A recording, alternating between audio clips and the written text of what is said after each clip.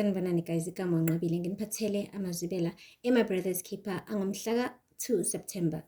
Nangokudonga bakithi esizama ukuthi phela azama ukupholisa inhliziyo kankosikazi wakhe ukhathazile. Uyafika ekuseni unemudi nje right uthi hawu kwamnandi ekhaya nidla ukudla kwasekuseni. Ukudla kwasekuseni kumnandi hayi kodwa ngikubona okwami. Hayi wamane nje wathula ukhathazile wambuka.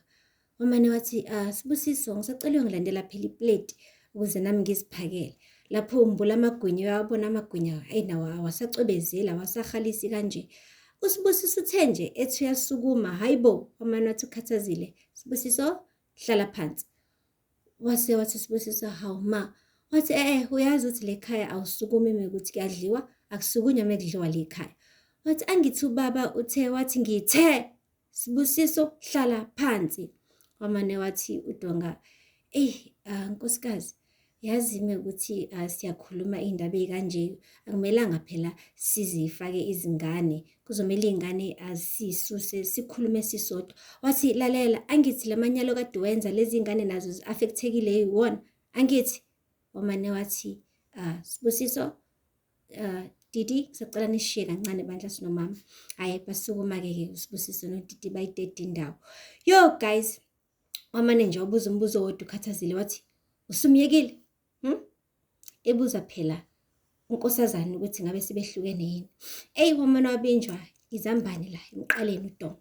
Wangazi ukuthi aphendula athini ngoba phela uyazi ukuthi usayifela ngonkosazana. Wamane athi ho ngeke ngabona vele kusho ukhathazile. Wathi iyona into ekuhlulayo vele leyo Donga. Hlula ukuthi nje umiyeke unkosazana.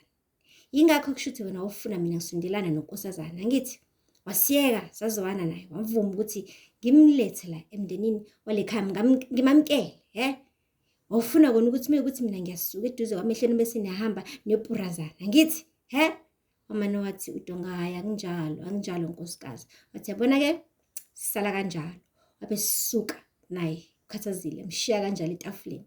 Sala kuDonga namagwinya embuka lapha. Konke ukudla kade bethi bayakudla nje sebamane nje baluze appetite ngokukhulu ukusheshsha emndenini wakhe ngenxa yokuthi akafuni ukuhlukana nonkosazana. Phela lapho ke guys amazibela namhlanje ningakhohlwa ukusubscribe and like and comment. Kazi uDonga uyoka abe nesibindi sokuthi akhethe unkosikazi wakhe ashiye umakhwapheni noma cha. Until next time, bye.